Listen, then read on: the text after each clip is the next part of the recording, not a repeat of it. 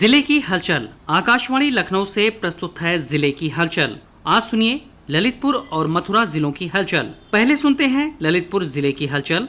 आलेख और स्वर है अभय कुमार श्रीमाली का।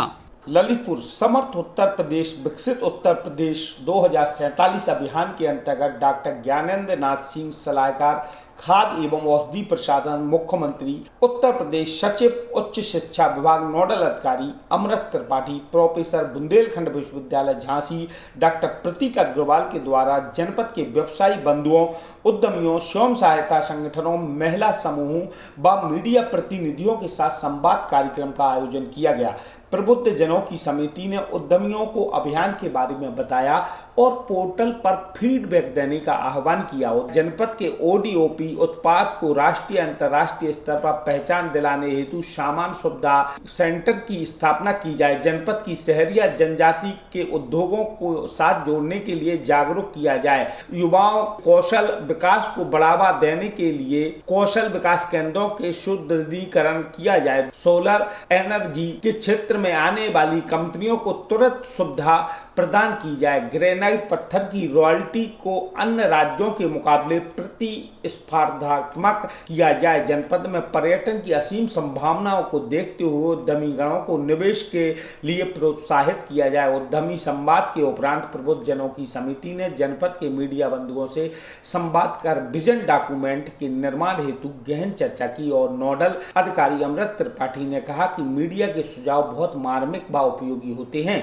ललितपुर सेवा योजन कार्यालय के तत्वाधान में पहलवान गुरुद्दीन प्रशिक्षण महाविद्यालय पनारी में एक दिवसीय करियर काउंसलिंग कार्यक्रम का आयोजित किया गया।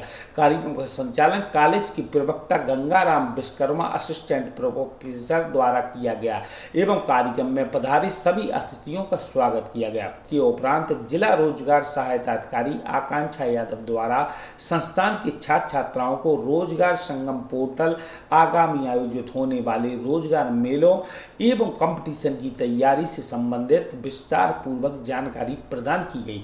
साथ ही महाविद्यालय में अध्ययनरत छात्र छात्राओं को उनकी जिज्ञासाओं के बारे में प्रश्नों को पूछकर उनका मार्गदर्शन किया गया। कार्यक्रम में पधारी काउंसलर डॉक्टर प्रियंवदा सुडेले द्वारा अभ्यर्थियों को शिक्षा के क्षेत्र में उपलब्ध रोजगार को विभिन्न आयामों के बारे में बताया गया। ललितपुर में उप जिलाधिकारी सदर प्रशासक मनीष कुमार के निर्देशन में नगर पालिका क्षेत्र अंतर्गत विचरण कर रहे जानवरों को टीम द्वारा संरक्षित करते हुए कान्हा गौवंश आश्रय स्थल में संरक्षित किया गया। इस दौरान टीम द्वारा पशुपालकों को जागरूक किया गया कि वह अपने गौवंशों को अपने घर पर ही संरक्षित करके रखें। खुले में अन्ना जानवर पाए जाने पर प्रति पशु 2000 रुपए का जुर्माना लगाया जाएगा। इस दौरान टीम द्वारा विभिन्न वार्डों से 20 अन्ना गौवंशों को संरक्षित किया गया। अन्ना जानवरों को पकड़े जाने हेतु टीम द्वारा वार्ड नंबर 8 मोहल्ला जुगपुरा से 6 गौवंश, स्टेशन रोड तिराहा से 4 गौवंश, देवघर रोड नेहरू नगर से 7 गौवंश, बन्नी चौराहा के पास से 2 गौवंश एवं तुमन मंदिर चौराहा के पास से 1 गौवंश को पकड़कर कान्हा गौवंश आश्रय स्थल में संरक्षित किया गया। इस दौरान टीम द्वारा पशुपालकों को अपने गौवंश घर पर ही संरक्षित किए जाने हेतु जागरूक किया गया। ललितपुर की सदर तहसील में टॉप 10 बकायेदारों की सूची जारी की गई है। इन सभी पर लाखों रुपए बकाया है। धनराशि न देने पर इनकी संपत्ति कुर्क करने की कार्यवाही की जाएगी। इनमें 5 बकायेदारों को भूमि कुर्क करते हुए उसकी नीलामी 30 सितंबर को निर्धारित की गई है। सदर तहसील में टॉप 10 बकायेदारों की सूची चस्पा की गई है। इसमें स्टाम्प शुल्क व बैंक के बकायेदार शामिल हैं। ललितपुर में एक चिट फंड कंपनी से जुड़े लोगों के खिलाफ पुलिस और प्रशासन ने बड़ी कार्रवाई करते हुए 8 करोड़ 40 लाख की संपत्तियां कुर्क की। बकायदा मुनादी कराकर जिले के तालबेट ललितपुर और जाखरण क्षेत्र में यह संपत्तियां कुर्क की गई। इनमें घर वाहन और अन्य प्रॉपर्टी शामिल हैं। इस चिट फंड कंपनी ने जिले में करीब 1300 करोड़ का घोटाला किया है। पुलिस अधीक्षक मोहम्मद मुश्ताक का कहना है कि जल्द ही चिट फंड कंपनी से जुड़े लोगों की अन्य राज्यों में अर्जित की गई संपत्तियां भी कुर्क की जाएंगी। जो अभियुक्त थे इनके खिलाफ गैंगस्टर एक्ट की कार्रवाई हुई थी। उसी के तहत जो है लगभग 8 करोड़ 40 लाख की जो अपराध से अर्जित संपत्ति है उसको कुर्क किया जा रहा है। ऐसे ही आगे भी कार्रवाई जो है वो की जाएगी। ललितपुर जिले की हलचल के बाद आइए सुनते हैं मथुरा जिले की हलचल। आलेख और स्वर है मोहम्मद उमर कुरैशी का।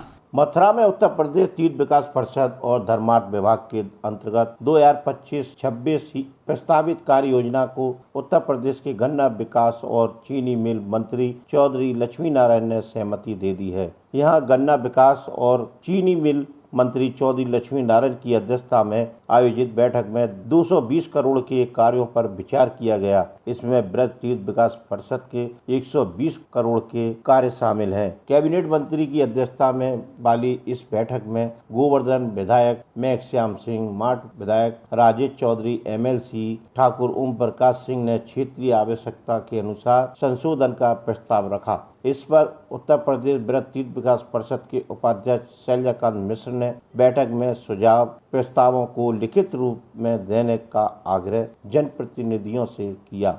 प्रस्तावित कार्य योजना को जल्द शासन की अनुमति के लिए भेजा जाएगा। CEO श्याम बहादुर सिंह ने बताया कि कार्य योजना में गोवर्धन और कोकिला वन में 45 करोड़ से TFC, मथुरा वृंदावन परिक्रमा में फसाद लाइट 24 करोड़, 36 प्राचीन वनों को इको रेस्टोरेशन, 12 करोड़ अक्रूर घाट का निर्माण, 8 करोड़ चीर घाट पड़ाव स्थल का विकास, 7 करोड़ खेचा दावजी मंदिर क्षेत्र का विकास कार्य आदि प्रस्तावित किए गए हैं। उत्तर प्रदेश के गन्ना विकास एवं चीनी उद्योग के मंत्री लक्ष्मी नारायण चौधरी ने कहा कि जो 100 वर्ष से अधिक पुराने मंदिर हैं और ऐसे मंदिर हैं कि जहां लाखों आदमी श्रद्धा से, विश्वास से दर्शन करने आते हैं, उन्हें रिनोवेट किया जाए। मथुरा वृंदावन विकास प्राधिकरण वृंदावन स्थित रुक्मणी विहार आवास योजना में 151 फीट ऊंचा राष्ट्रीय ध्वज लहराएगा। इस पर करीब 30 लाख रुपए की लागत आएगी। इसकी जानकारी देते हुए मथुरा वृंदावन विकास प्राधिकरण के उपाध्यक्ष SV सिंह ने बताया कि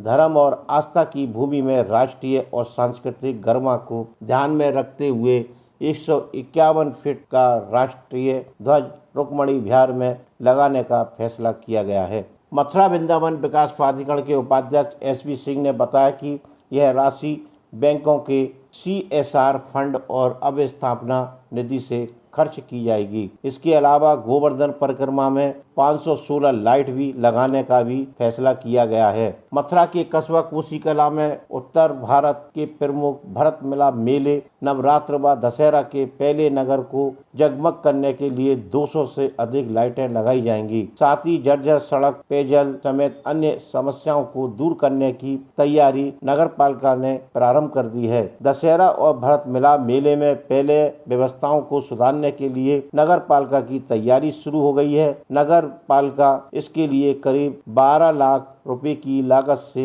LED एवं फसाड लाइट लगवा रही है। इससे पूरे मेला मार्ग समेत तमाम गलियां, कॉलोनियां जगमग दिखाई देंगी। समूचे ब्रजमंडल मथुरा के बरसाना में राधा रानी का जन्मोत्सव श्रद्धा भक्ति पूर्वक मनाया गया। ब्रह्म मुहूर्त में राधा रानी का पंचामृत से अभिषेक किया गया। इस पर राधाष्टमी पर पूरे देश विदेश के लाखों श्रद्धालु श्री राधा जी के अभिषेक के साक्षी बने। महिलाएं समूह बनाकर पद गाती तो बच्चे ढोलक करतल की ताल पर झूमते रहे। उत्तर प्रदेश के गन्ना विकास एवं चीनी उद्योग के मंत्री लक्ष्मी नारायण चौधरी ने कहा कि बरसाना में श्री राधा रानी के जन्मोत्सव पर देश विदेश से आए लाखों श्रद्धालुओं की सुविधा के लिए जिला प्रशासन कटिबद्ध है।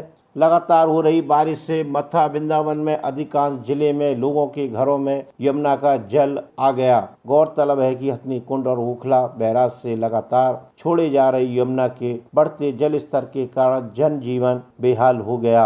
ये था आकाशवाणी लखनऊ के क्षेत्रीय समाचार एकांश द्वारा प्रस्तुत जिले की हलचल का आज का अंक।